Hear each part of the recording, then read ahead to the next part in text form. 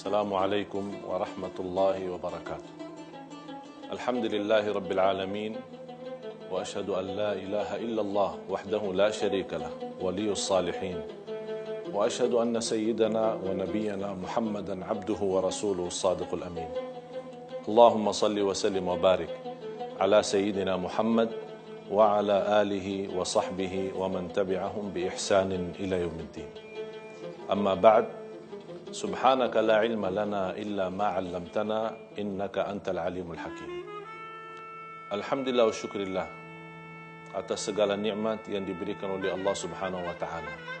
Nikmat yang terbesar yang wajib kita selalu ingat dan syukuri adalah nikmat Islam dan iman.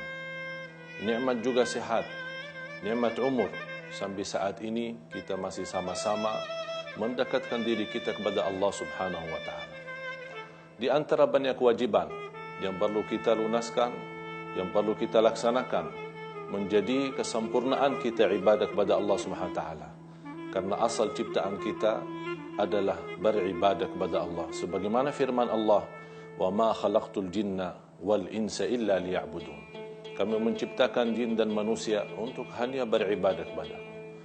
Tapi ibadah pun kepada Allah Subhanahu wa taala mesti ada cara, ada belajarannya, ada contohnya yang sudah dicontohkan oleh Nabi kita Nabi Muhammad sallallahu alaihi wasallam. Di antaranya wudu. Tidak sah salat seorang kalau tidak benar wudunya. Tidak sempurna salat seseorang kalau tidak sah wudunya. Bahkan Rasulullah sallallahu alaihi wasallam bersabda di hadis yang sahih, "La tasihhu salatun bighairi wudu." Di riwayah bighairi tahur.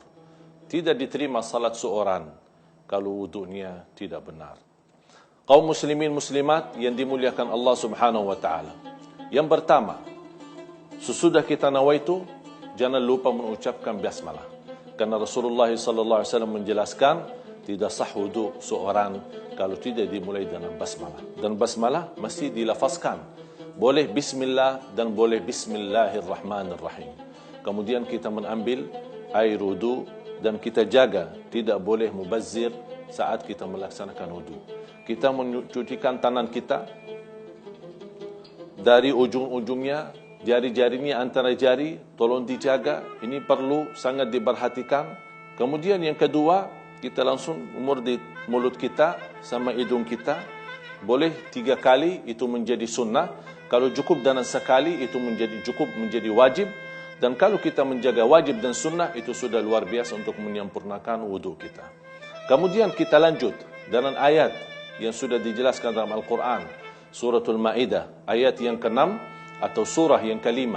Ayat yang ke-6, kita menyucikan muka kita. Tapi untuk mencuci muka, tolong diperhatikan dari ujung kepala, dari atas, sampai ke bawah. Bukan hanya muka bagian depan saja, tapi bisa menyentuh juga telinga kanan kiri. Itu sudah namanya muka dan sempurna. Dari atasnya sampai ke bawah. Itu cukup 3 kali. Kemudian, habis itu kita mengambil air dari ujung jari sampai ke sikunya. Siku itu jadi disempurnakan. Dan tolong diperhatikan, harus disisihkan tangan yang kanan sempurna 3 kali, baru pindah ke kiri. Tidak boleh sekali kanan, sekali kiri, sekali kanan, sekali kiri, itu tidak dibolehkan. Kemudian kita cukup dibasahin tangan. Tidak perlu kita ambil banyak air, cukup hanya basahin tangan untuk bagian kepala. Bagaimana kita usap kepala kita? Mulai dari bagian depan sampai ke pertama posisi leher kita. Tidak perlu kita baling ke belakang sambil kita sempurnakan leher, tidak perlu. Cuma bagian atasnya aja sudah cukup. Biarpun rambutnya panjang tidak menjadi masalah. Jadi cukup dalam basahin, kemudian kita ambil dari depan kepala sampai ke belakang, kemudian balik lagi. Cukup hanya 1 kali saja.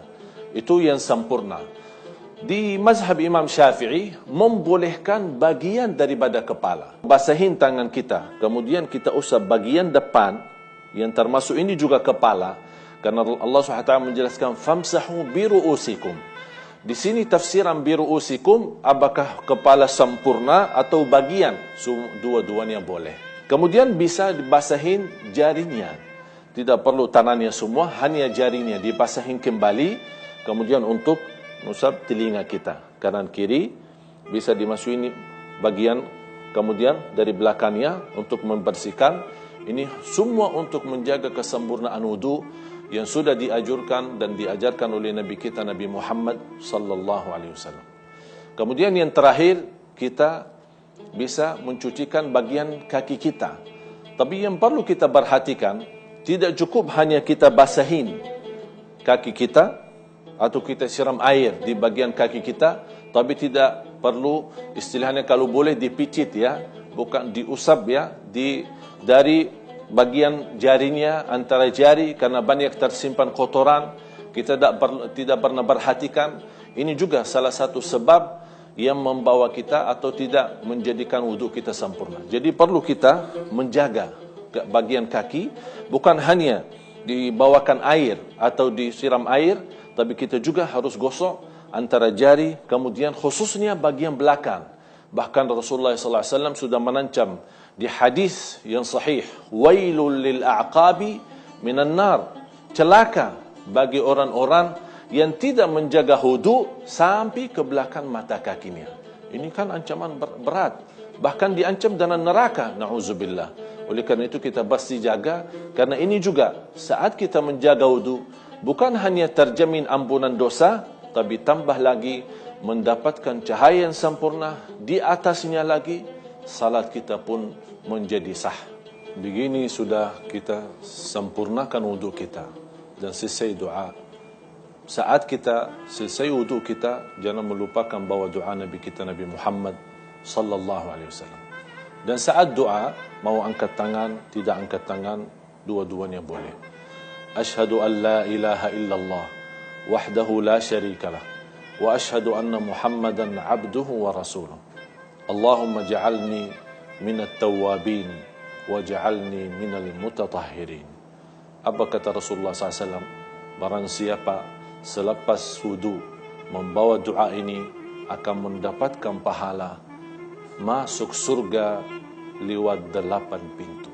Artinya akan Allah kasih pilihan pintu mana saja yang kamu mau, pintu mana saja yang kamu pilih, mendapatkan kemuliaan masuk surga Allah Subhanahu wa taala. Mudah-mudahan apa yang sampaikan bermanfaat bagi kita semua. Kurang lebihnya mohon maaf. Akhirul kalam, subhanakallahumma wa bihamdik, asyhadu an la ilaha illa anta, astaghfiruka wa atubu ilaik. Walhamdulillahi rabbil alamin. Wassalamu alaikum warahmatullahi wabarakatuh.